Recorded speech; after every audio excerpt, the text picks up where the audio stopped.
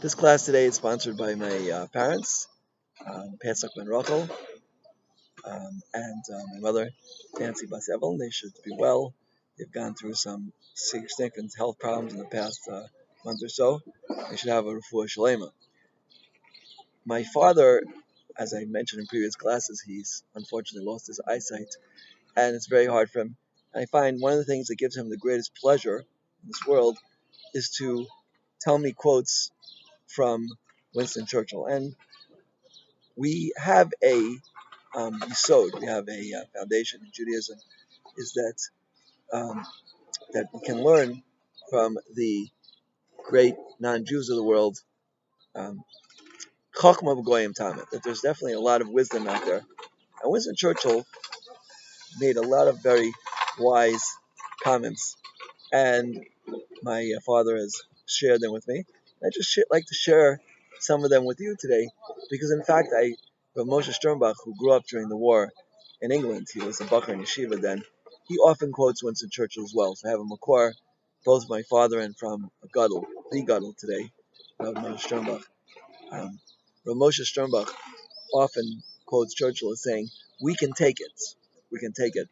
When the Germans were bombing London during the war, Churchill would say, "We can take it."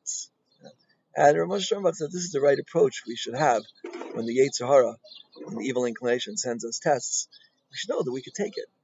In fact, um, a very big Talmud Chacham, Rabbi Rosenbaum, from originally from Atlanta, Georgia, he told me once a very profound idea. He said the only time we find in the Torah where we permitted a person to give in to his Yetzer Hara is by Eishes Yafis Torah. By Eishes Yafis Torah, the parsha in Kitetze, Beish Yafis Torah. But all other places, said Rosenbaum, a person is not supposed to give in to his Yetzer Hara, which means that he can stand against it. Every test that a person is given, he's able to withstand that test. And this is what Churchill said, we can take it. We can take it. If the Yetzer Hara comes to you and gives you some hard tests, okay, you have to know how. Sometimes the right thing to do is to use your wisdom and not take the Yetzer Hara on straight on. The Gemara says about one of the Amoraim, used to say, Gira be'ena the sudden, an arrow in the eye of the sudden. And he was tested um, very difficult test, which he almost failed because of his threats to the sun. So that's one idea from Churchill. Another uh, another idea that my father shared with me, which is very profound, is that Churchill said that uh, he said, if you have enemies, then you've done something with your life. I want to get the exact wording of this quote. He said, um, if you have enemies, you have done something in your life. And this is so true. Right?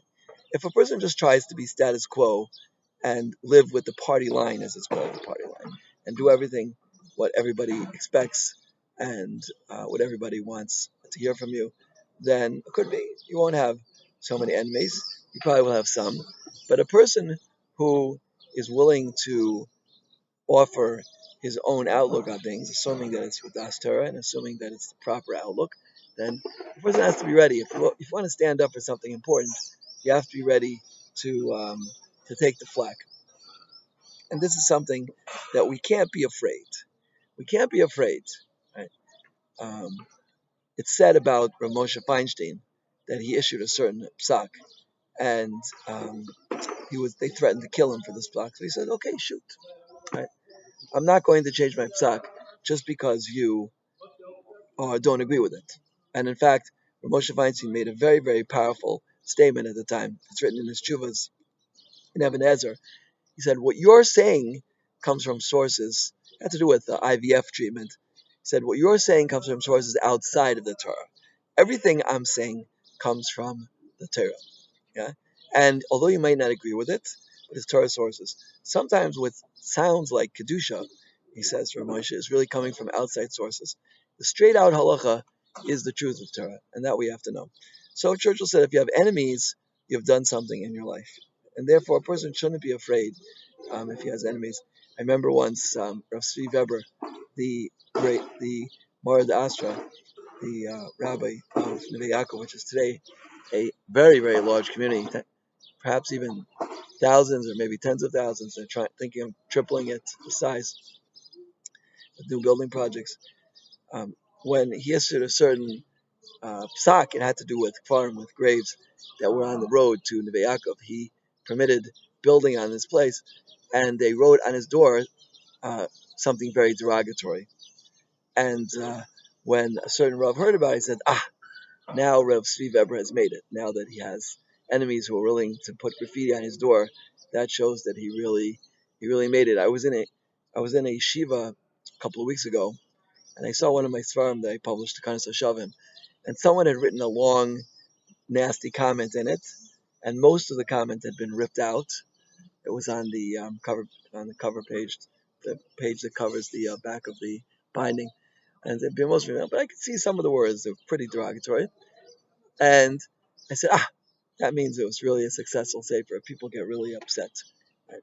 One time I spoke in a certain community, and it was after a very difficult thing had taken place. I said what I believed to be the truth, and the Rav told me that people were very, very upset by what I said. So I said, okay, I see that my words hit home. In any event, a person can't be afraid to say the truth. Of course, you have to use your seichel, but can't be afraid to say the truth. And this is what Churchill said: if you have enemies, you have done something in your life. One more comment, and I'll conclude with that Churchill made. One time, a woman told Churchill, she said she was a member of one of the first female members of Parliament. She said to Churchill, "If you were my husband, I would give you poison." And to which Churchill responded back, "If I were your husband, I would take it." Now, is this the right response to say? Um, this is probably this is not the right response to say. If your spouse tells you that if they were your husband or wife, they would give you poison, it's not the right thing to say. Well, then, being married to you, I feel like I'm going to take it. In fact, there's a book called Arach Apayim, but from about more than 100 years ago, about anger, and he cites there a incident with um, Aristotle.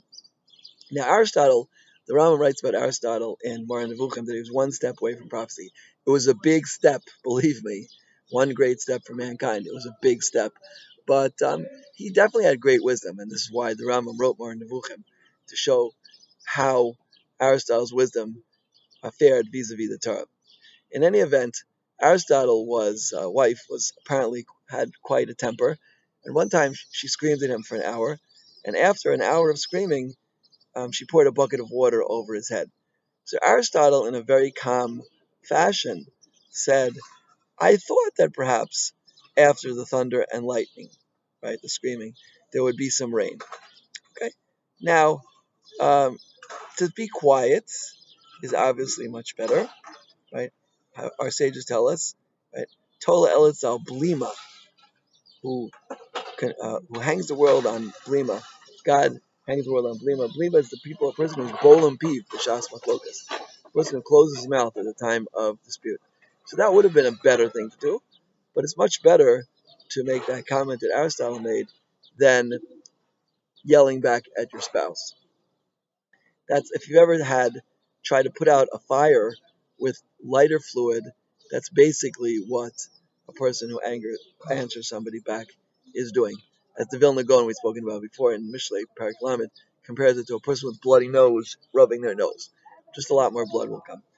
In any event, there are great things we can learn from the nations of the world, from the wise of the world, like Churchill and Aristotle and others. But with a grain of salt, we have to know that Chachma b'goyim tam, you'll find wisdom, but you won't find Torah. You won't find Torah there. If you want to find Torah, it's only from the great sages that we were blessed, that the Jewish people were blessed with. And we should have the ability to learn from the wise uh, wise of the world, to take their wisdom, but not to take from them the negative that might exist. Right? There's an incident where Aristotle was found in a very, very immoral situation, and they asked him about it, his philosophies. He said, "That's Aristotle, the philosopher, and this is Aristotle, the person." And this is basically what it boils down to. The nations of the world have great wisdom, but the only way that this wisdom can be can be can infiltrate a person's life to the proper extent is through a Jewish neshama. And once, when I was a student at the Bronx High School of Science, Mayor Kahana came to speak, and a non-Jew asked him. He said, "Do you believe that the Jews are the chosen people? They were chosen for a special task in this world?" He says, "Yes." And then this non-Jew was a very fine person. He asked him back, "Don't you believe that that is a racist and bigoted statement?" He said, "Well, you're welcome to join. Everybody's welcome to join. The doors are open." And I know many, many righteous converts, including some who listen to my classes, who are incredibly righteous people and have taken that opportunity. The Jewish people, the doors are open. And if you really want to inculcate, as we say, this wisdom into your life, this is what needs to be done. Um, Ultimately, everyone should have the greatest success and blessing, whether they be Jewish or non-Jewish, and we should all have um, health and happiness. Amen. Cain, T.A. Ratzon.